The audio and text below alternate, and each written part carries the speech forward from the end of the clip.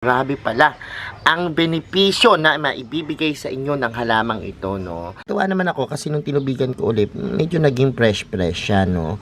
Tapos, ganyan siya. Kung disease din po, pwede to, no? Tulad po nung, ayan, sa ubo. Pwedeng maging first aid po yan sa pagtatae. Sa paso, yan, kapag napaso kayo, pwedeng po sabihin na natin medyo namumroblema tayo, no? Katulad ng yung mga may mataas na sugar, na lower po nito yung sugar level, ano? Hello everyone, this is Sir Misunao Pini Dino Park Nego Garden and welcome back sa ating YouTube channel. And for today's video, kakauwi lang natin sa ating garden. And habang umuwi tayo dito, hapon yan, meron sa aking nag-alok sa stopover namin, bata, nag-alok siya sa akin ng isang supot na halaman, sabi niya, pwede raw yung kainin, gulayin, ganon. And sabi ko, sige, sabi niya, kasi pambili daw ng bigas, sabi niya ganon, pambigas lang daw nila. Sabi ko, sige, bigyan mo ako ng isang supot, pero hindi ko alam kung ano halaman, binili ko lang talaga kasi naawa naman ako doon sa bata, And ngayon nga, binuksan ko kanina, nakita ko, tinanong ko dito kung ano yun. Hindi nila alam, Tapos sabi nanay ko, parang second, yung tawag doon, Sabi ko, ano nga kaya to? Sabi niya, kinakain yan. Hinahaluan ng sardinas, Alam nyo ba yun? Siguro yung iba sa inyo, iba yung tawag dito sa halaman na to, Tapos, nung pinost ko kanina kasi, naku-curious nga ako, para makapag crowdsourcing tayo kung ano nga ba yan. Tawag yan, mayroong maligoso, papaitan, basta ganun, hindi ko alam papaitan o papait, Basta ganyan yung pangalan. Mamaya, papakita ko na sa inyo sa ating pagbalik. At syempre, pag-usapan natin, ano kaya ang benepisyo ng halamang ito? At, ano nga kaya to? Damo ba o gulay, So, hindi ko rin malaman kung ano yung halaman na ito, Malalaman nyo sa ating pagbalik. Kaya ako ready na kayo mga ka-MDP. Tutok lang po.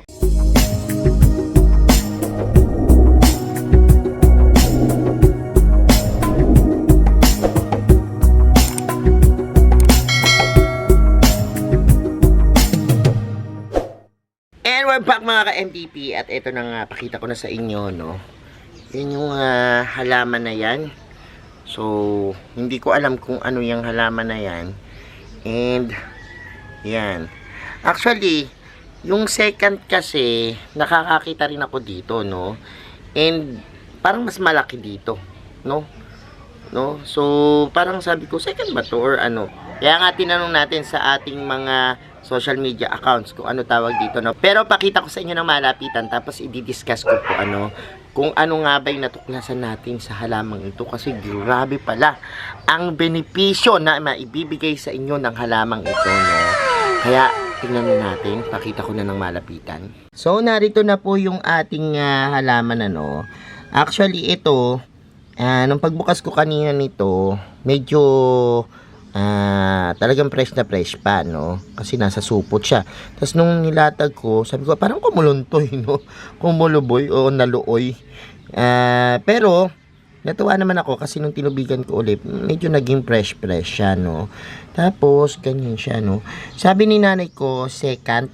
Hindi ko alam second o second. Kasi nung pinost natin to, may mga nagsasabi na ito nga raw po ay second, At kung maalala ko before, sa mga lolo't lola ko, nagluluto sila nito, sinasahog nga sa sardinas, Pero marami rin nagsabi sa iba na talagang ito nga daw po, minsan, ginagawang pang ulam, yung halaman na yan. So, ano nga ba to? Sabi nung iba, damo-damo lang. Sabi nung iba, gulay. Ano nga kaya sa dalawa, kung gulay ba o damo? Sa ating pong pananaliksik, ito po yung tinatawag na sarsilada o papait, yan. Kaya pala may mga nagpo-post doon na ang tawag sa kanila yan is papait, Itong sarsilada po, nasa familia siya ng Molginaceae, At ang kanyang scientific name is Glinus or Glinus oppositefolius, napakahirap bigkasin, Anyways, marami naman po yung common name, Sa English po, tinatawag ito na bitter plants, bitter cumin, or minsan slender carpet weed. Yan po ano, so weed. Pag sinabing weed, damo, no? Kaya possible na damo to, no? Pero ito po tinatawag din sa ibang lugar ng amargoso, minsan po kalidtud, no? At malagoso, yan po. Yun sabi sa akin ng bata, malagoso yung pangalan niya, no? Nung nagbenta sa atin ito. Pero sa inyo ba? Ayan, i-comment nyo po kung ano yung tawag nyo sa inyo, tapos kung ano rin po yung ginagawa nyo, no? Kung taga saang lugar kayo, kasi iba't ibang lokasyon dito sa ating bansa, iba't iba rin po yung tawag dito, no? So anong tawag sa inyo? Bukod dun sa mga nabanggit natin, ganun rin ba yung tawag sa inyo? Tapos paano nyo to ginagamit? Kasi ito po, sa pagkakatingin natin, parang damo nga lang din, ano? Dahil yan po, kung iyan nakatanim, hindi mo mapapagkamalang gulay or something na nakakain, ano, bubunot-bunutin mo yan, lalo na kapag nakasama yan sa mga ornamentals or sa mga tinatanim nating halamang pampaganda, dahil po ito ay medyo kumakalat, ano, at lumalago. Akala natin lumalago na yung mga damo, pinukuha natin, ano, pero tingnan nyo pong mabuti yan, kasi baka meron kayong tanim nito, napakarami pong benepisyo, no? Pero tingnan muna po natin yung structure, no? Nitong ating halaman, ano? Ang kanya pong genus name, no? Yung Glynos oppositefolius, yan po, ano?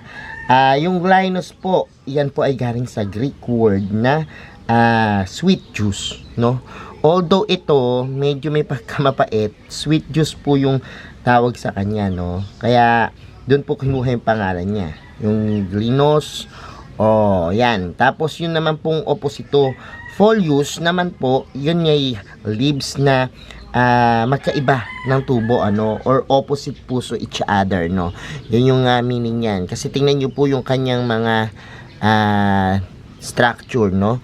May iba't iba pong tumutubong mga extended na stem, tapos yung leaves niya po parang magka-opposite, ano, sa isa't isa. May mga counterpart, ayan, katulad nitong isa na to, ayan yung opposite leaves niya.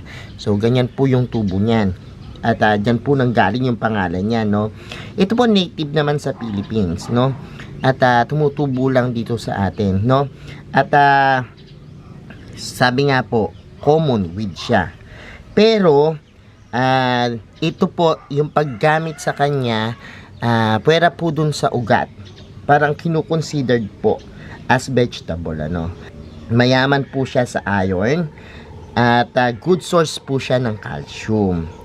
Ano nga ba yung mga benepisyo na makukuha, no, sa pagkain po nitong halamang ito? So sabi nga natin, kinukonsidered po yan as a vegetable. Kasi po meron po mga nag-post na ito parang ginagawang salad, ano. Minsan naman po hinahaluan ng bagoong, kamati, sibuyas, yan. Parang ginagawa nilang ganyan yung pagluluto, ano. Bagoong lang, hindi na niluluto. Pero ito minsan dinidiretsa rin na kainin. Yung iba naman po sinasahugan po ng mga tinapa, yan, ng mga iba't ibang isda, ano. So ibig sabihin parang nakukonsume siya as vegetable naman dito sa atin, ano. Pero po yung roots niya. Pero ito nga po, bukod po sa edible siya at nagiging source ng foods, meron po siyang mga benepisyo na medical, no. Health benefits po niya ay dahil nga mayaman siya sa iron at calcium, maganda po sa ating katawan, ano. Antioxidant po siya, at the same time antimicrobial. Siya rin po ay larvicidal, ano. So ito kinukonsume po as vegetable dahil marami po yung maitutulong sa ating katawan. Unang-una po niyan sa folkloric medicine ay ginagamit po siya, no, sa iba't ibang bansa, iba't ibang lugar ay ginagamit po ito, no. So ano-ano nga ba yung ginagamot dito, no. Unang-una po, pantanggal sa sakit ng tiyan, ano. Kung halimbawa po, sumasakit yung tiyan nyo, pwede po kayong kumain ito, no. So, kumonsume lang po ng ganito kadami, yung kapag halimbawa ginanyan nyo sa kamay nyo, ayan, meron kayong makukuha, pwede nyo na po yung kainin, ano. Kung halimbawa ipanggagamot nyo po, no. At ito po, magandang pantanggal ng sakit sa tiyan. Sa India nga po, ginagamit din po ito as a cure sa mga liver disease po, ano. At kapag naman po sa mga sakit sa balat, pwede po yan. Pwede pong kainin din or pwede rin pong ipahid, ano. Pwede pong dikdikin yung ganito karami tapos itapal nyo po dun sa part ng inyong balat na merong disorder, ano. Yan po, pwede po yan sa skin disease, no. Pwede rin po to sa mga animal bite, ano. Ginagamit din po yan sa ibang bansa. So kapag halimbawa po ganyan, pwedeng dikdikin nyo, pwedeng katasin nyo po, yung katas, yun po yung ilalagay nyo, no, doon sa inyong mga affected na area ng inyong skin, ano. Ginagamot din po ito sa malaria, no. Sa pananakit po ng mga kasukasuan, yan, ng mga buto-buto, pwede po ito na gamitin, ano. Maganda rin po to sa mga inflammations, pamamaga, yan. At ginagamit rin po itong pampurga, no, dahil dun sa kanyang pagiging larvicidal, talaga namang yan, ginagamit po siya na pantanggal, no, yung mga worms, no. Sa common disease din po, pwede to, no, tulad po nung yan, sa ubo, pwedeng maging first aid po yan. Sa pagtatae, sa paso, yan, kapag napaso kayo, pwedeng pong katasin to tapos ilagay, ano. Pero isa po sa pinaka talagang ginagamitan nito, sabi nila, maganda po ito sa mga may diabetes, ano. Anti-diabetic po ito, no. At ito po, meron ding gamot, no, para sa mga free radicals po, no, panlaban. So maganda po yan, anti-cancer, no. At anti-tumor din daw po ito, no. So ibig sabihin, kaya nitong iwasan at i-cure yung mga sakit na talaga namang sabihin na nating medyo namumroblema tayo, no. Katulad ng yung mga may mataas na sugar, na lower po nito yung sugar level, ano. Mas maganda pong gamitin ito, no, lalo na yung mga may diabetes, no, at talagang gustong maging normal yung kanilang mga sugar, pwede nyo po itong itry, ano, na ayan, kainin, ano. Sabi nga po, ito, ang pag-consume naman ito, pwedeng gulayin, no. So pwede po kayong isahog nyo po, no. Pwede po yung gisahin, no. Pwede rin gawing sabaw, no. Yan po yung mga luto na nakita natin at nirecommend sa atin ng ating mga yan, followers, viewers, subscriber na nakakita ng ating post about dito. Actually, gusto ko nga rin pong itry na magtanim nito, no.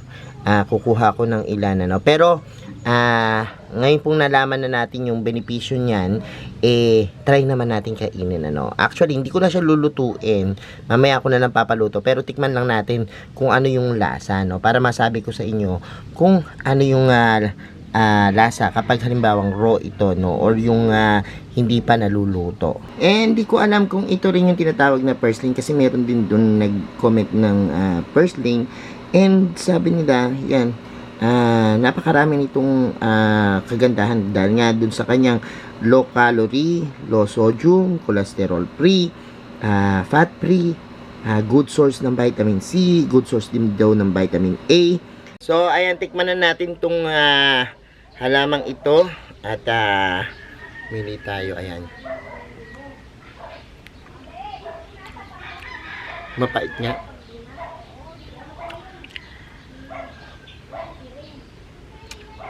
Mapait siya pero tolerable naman yung pait niya, no.